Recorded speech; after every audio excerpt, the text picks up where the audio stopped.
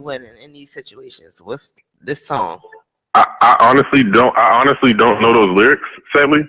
If you give me some cliff notes real quick, I can tell you though. No. You know the answer.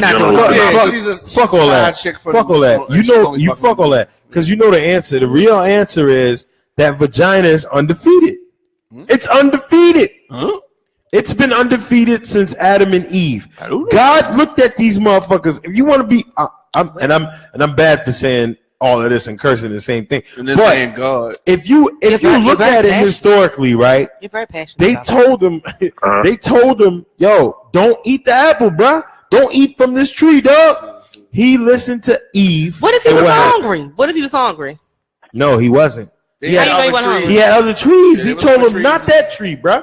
And Eve was like, tree in here but that one. Eve was like, come on, bro. Apple smelled from that specific tree. My point is, vagina's been undefeated since day one. Since day one, it's a fact.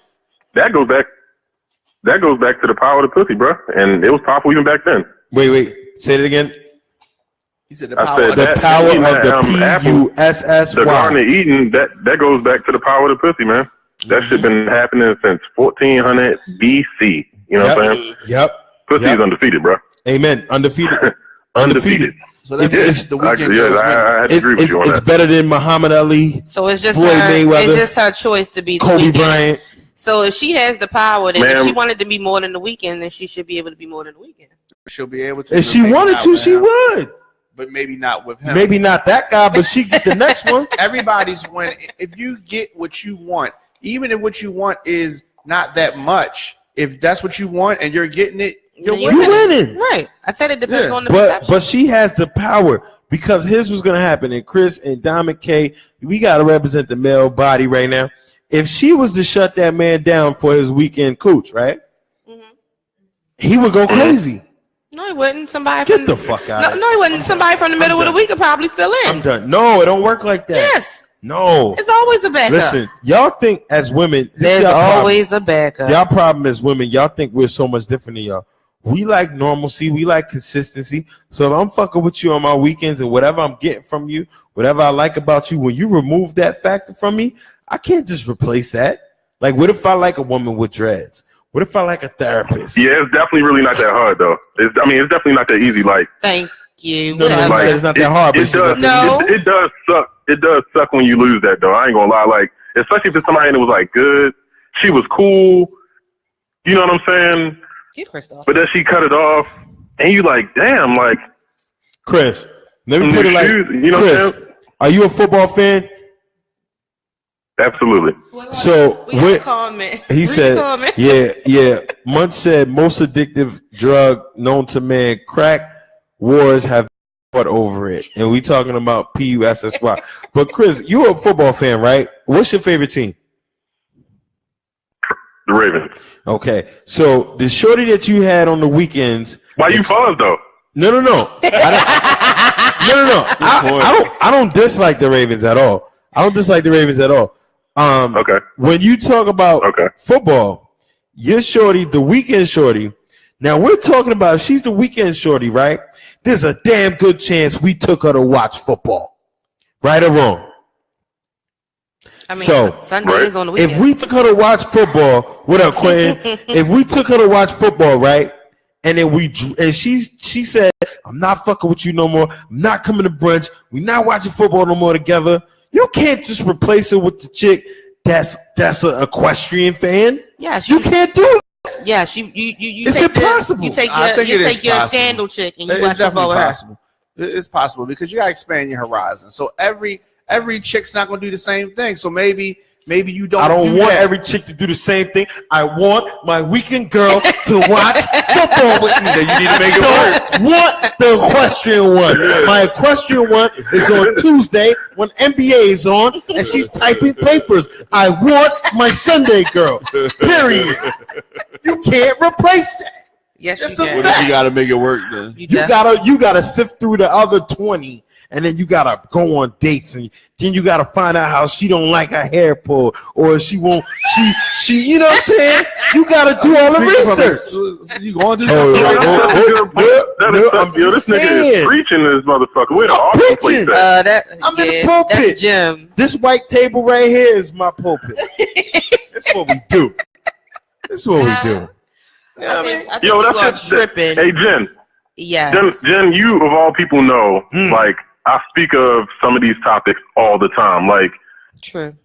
Bruh, it's like, this whole scenario is like, if you were to lease a vehicle, which is kind of stupid to do, by the way, but if you were to lease a car and then you turn in the lease, right? But they don't tell you what the next car is that you're getting. They could bring you some bullshit. They could bring you something that look great, but drive like shit. They could bring you like a lemon. A lot of these bras out here is lemons, bro. And I'm not saying the men are much better, if I'm being honest. But like, it's a lot of people that's lemons, bro. It's a lot of wolves in sheep's clothing. Are you referring to women as lemons? He was making a car analogy.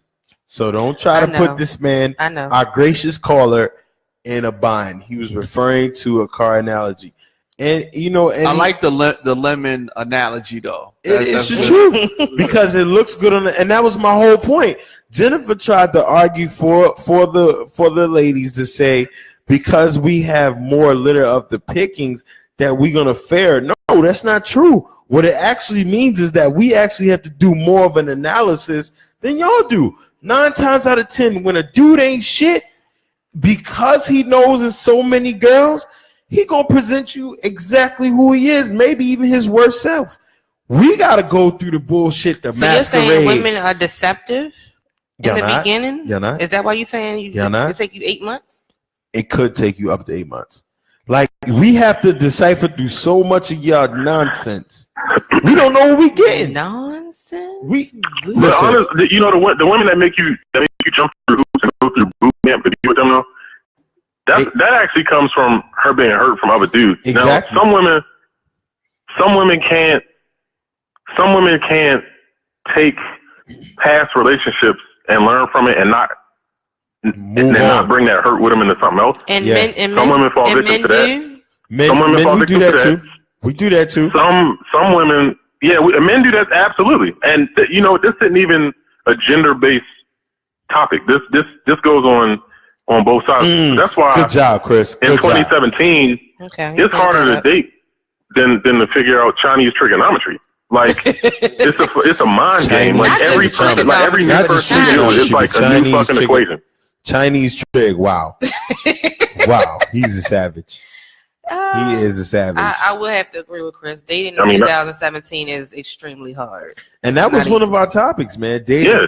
Because and then the other thing is like, people have, the other thing too is people have these fairy tale notions of what relationships are. Didn't I talk about that last week? We talked about this plenty of times. I blame the Disney Channel. I blame Disney. You foul. Disney is responsible for this Prince Charming on a white horse coming to rescue me and take me off. I don't even think that is just Prince Charming. I think Disney also has a lot of sexual undertones that I'm just starting to notice as an adult. Sexual and racist undertones.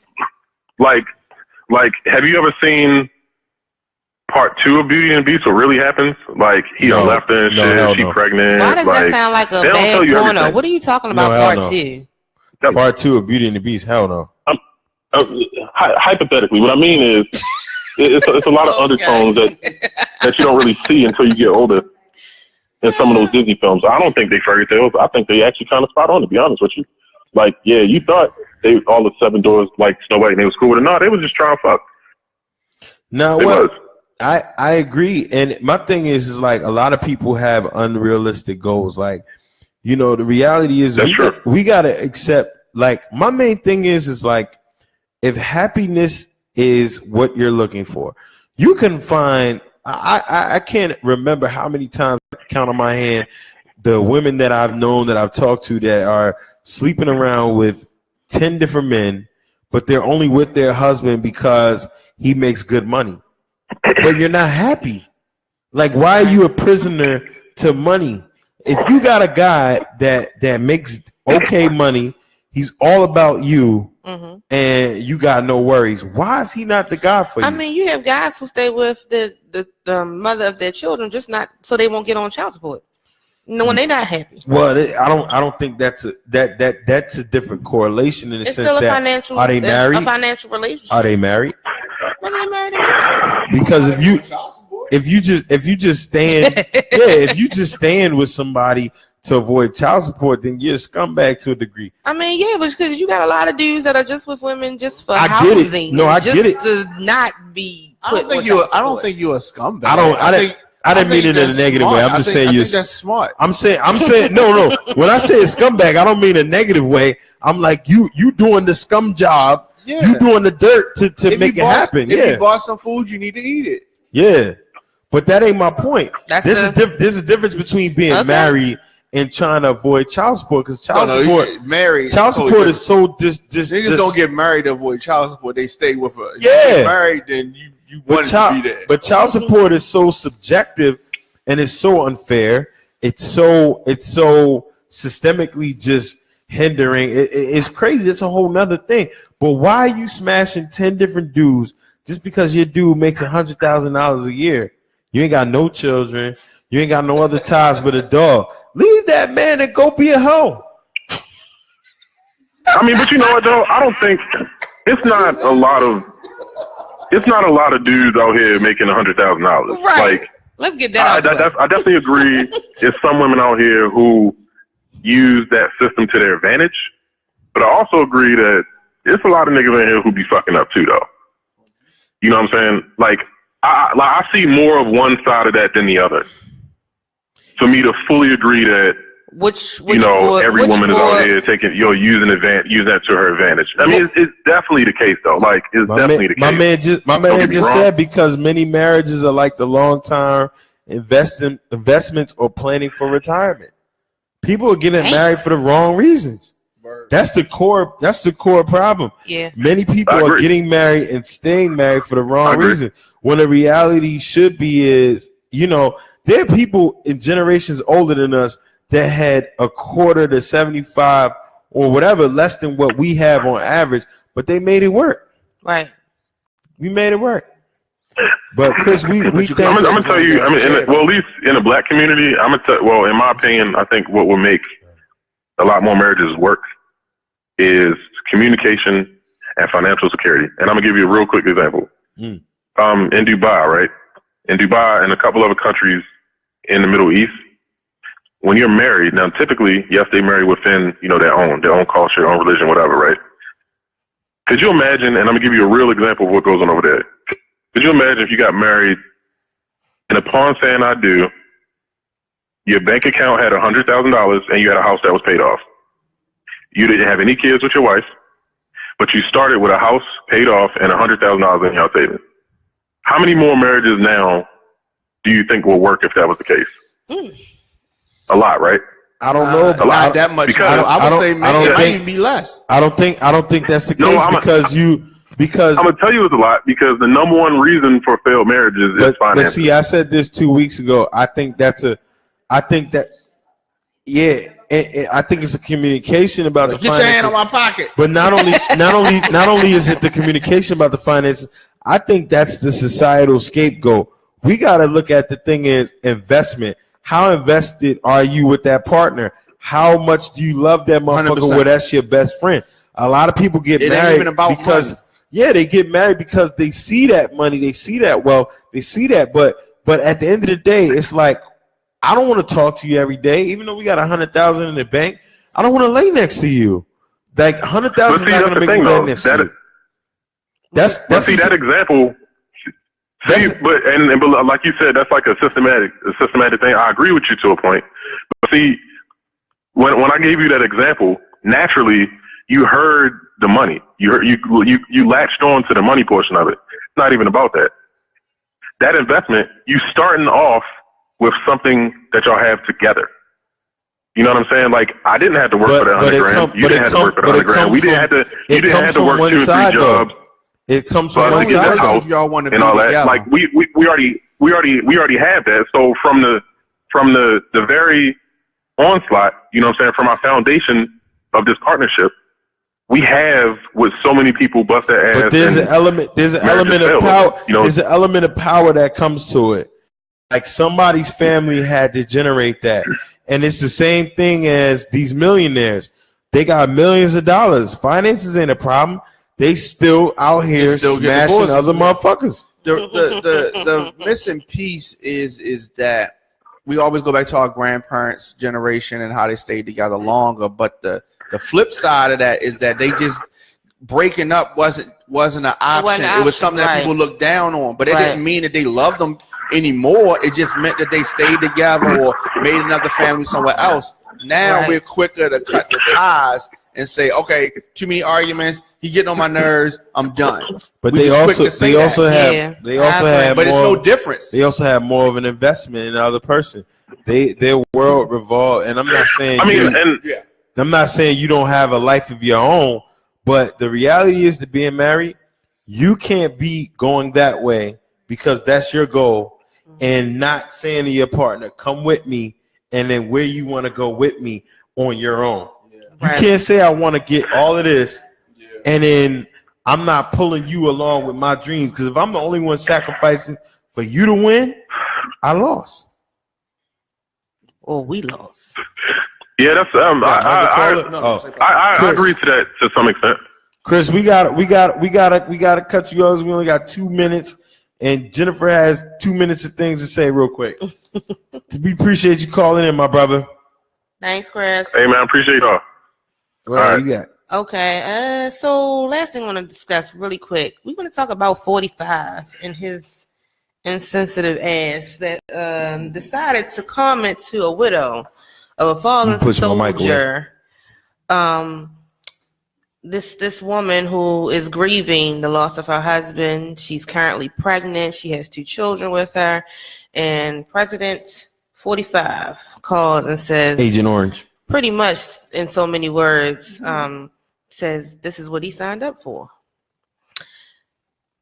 How is this man still in office? Somebody explain this to me. I'm so lost. Insensitivity is not an impeachable offense. It's not.